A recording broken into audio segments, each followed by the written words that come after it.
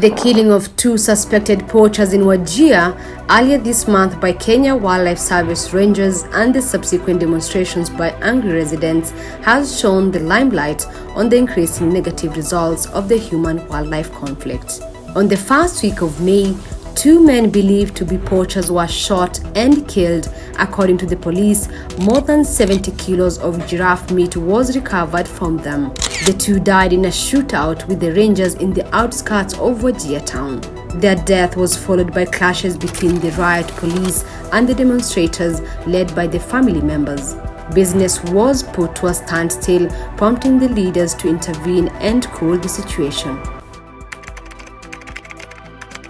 Poachers around this area target reticulated giraffes for their meat, skin, bone marrow, and other body parts such as their tail hair, which are used for making jewelry, their skin and tendons, which are used to make sandals, drums, and other musical instruments. Wajir County hosts approximately 6,000 endangered reticulated giraffes, the largest pool of the subspecies. The reticulated giraffes, also known as the Somali giraffes, are commonly found in the Horn of Africa region where the Somali community mostly resides, such as Somalia, southern Ethiopia, and northeastern Kenya. The meat of one adult giraffe can fetch hundreds of dollars, meaning the poachers have a lot to gain from a single kill. Besides the business aspect, climate change has increased the chances of human encounter with the wild animals. Some studies also indicate cross-border insurgency led by the armed group Al-Shabaab has also fueled the surge in the poaching of the endangered reticulated giraffes. To fully understand the scope and the players in the poaching ring, Kulanpo spoke to a reformed poacher who has since stopped the illegal hunting after he heard that killing a wild animal without a valid reason is actually haram in Islam. He asked us to conceal his identity and insisted he wouldn't speak on camera.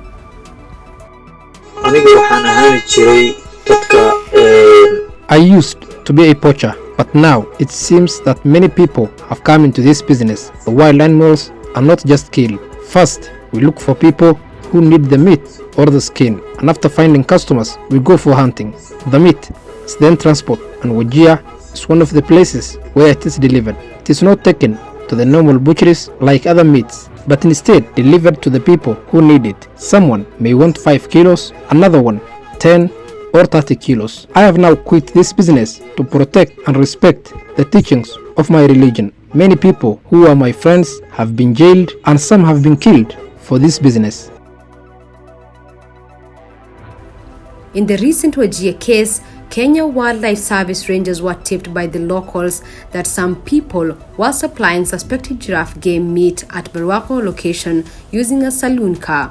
While acting on the intelligence provided, the rangers, who were under pressure to locate, prevent, and deactivate the ring of giraffe poaching in the area, trailed the suspected saloon car. Police said the rangers confronted the poachers at Calcutta sub-location, prompting a shootout. The driver of the saloon car was hit by a bullet, losing control of the speeding car. In the latest Wajir case, the matter took what conservationists termed as an ugly turn. They believe that the matter should not have taken a clan dimension.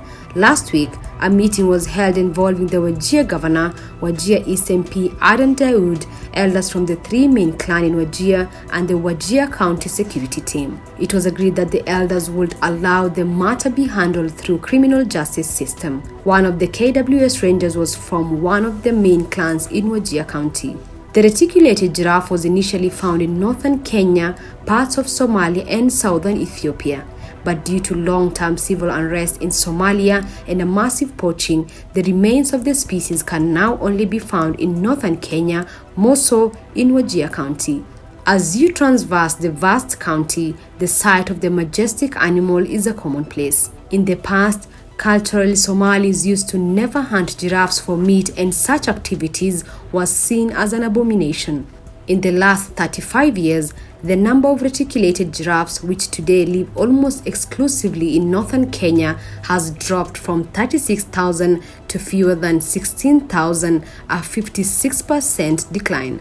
The species was classified as endangered by the International Union for Conservation of Nature in 2018.